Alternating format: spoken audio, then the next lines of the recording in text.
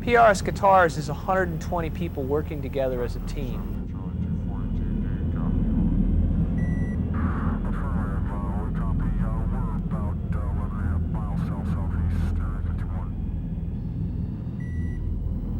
It's very important that I let you know it's not just Paul. It's a team of people working together for a common goal, to try to make nothing into something, to try to take a dream and make it reality. And I really think that's the core of this business. I think that's important to say.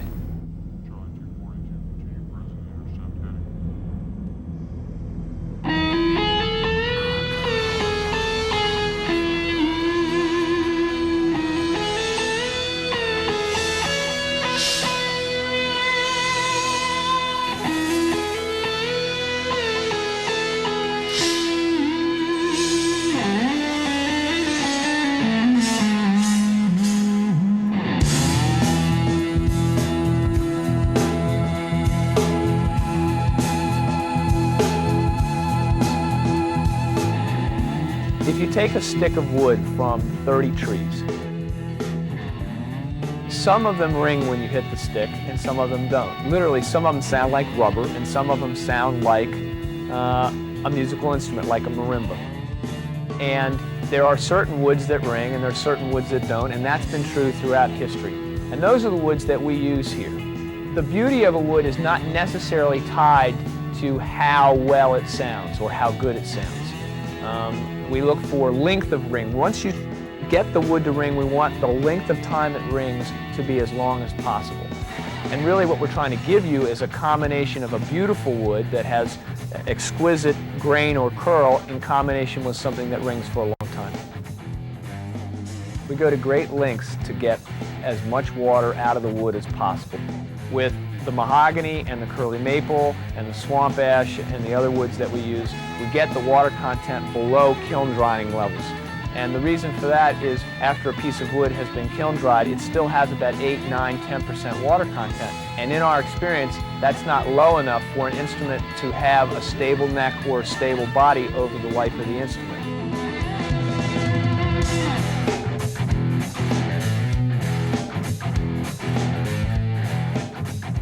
Really what's happened is we've changed the tool, we've not changed the design. I knew in the old shop what I wanted the carve to look like. We went on in the first factory to have a duplicarver. We would have a mold and we would run a stylus over the mold and another router would cut out the body to the right. Now we use these CNC machines that I mentioned. Really what we've done is improved our tools, but we haven't changed the design. I think computers are wonderful tools.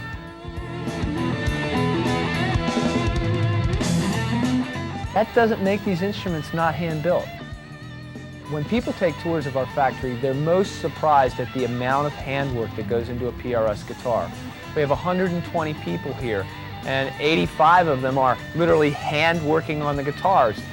To learn how to sand a guitar correctly takes months. Really, these instruments are way more handmade than we're able to advertise, because once you start using machinery, you can't really call it handmade anymore, but the truth is, to a large degree, they still are handmade.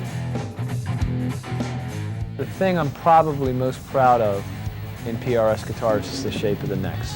Our goal is that these necks feel worn in, played in the day you pick them up.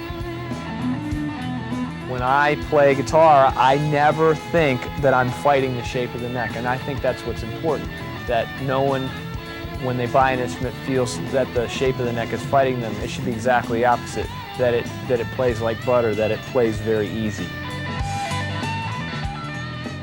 My mother was a bird watcher, and we used to have field guides to birds all around the house the entire time I was growing up. So when it came time to put inlays on the guitars, that's the only thing I ever thought of, was to put birds on the neck. And I went down and I got a field guide and started to work on that inlay pattern. So that's where the birds came from. We have a partnership with an inlay company here in Maryland called Pearlworks. And really, we've tried to push the envelope on what's possible in inlay work.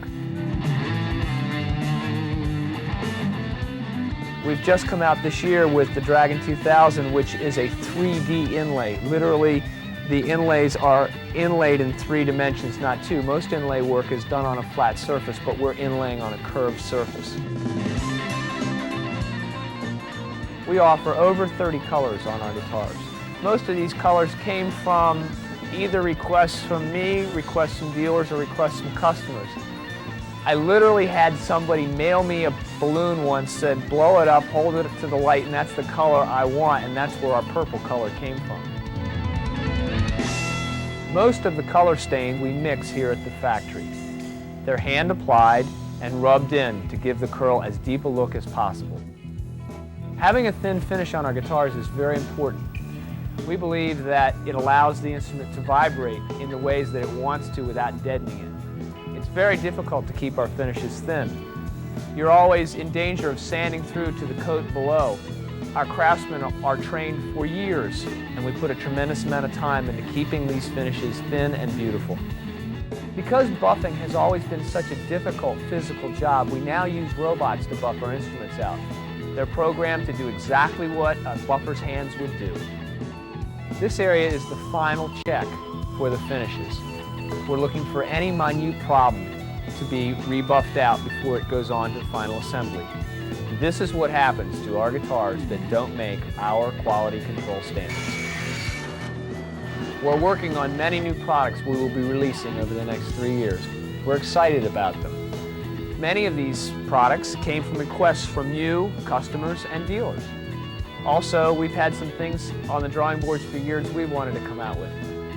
I look forward to them, I'm excited about them, and I think you'll like them.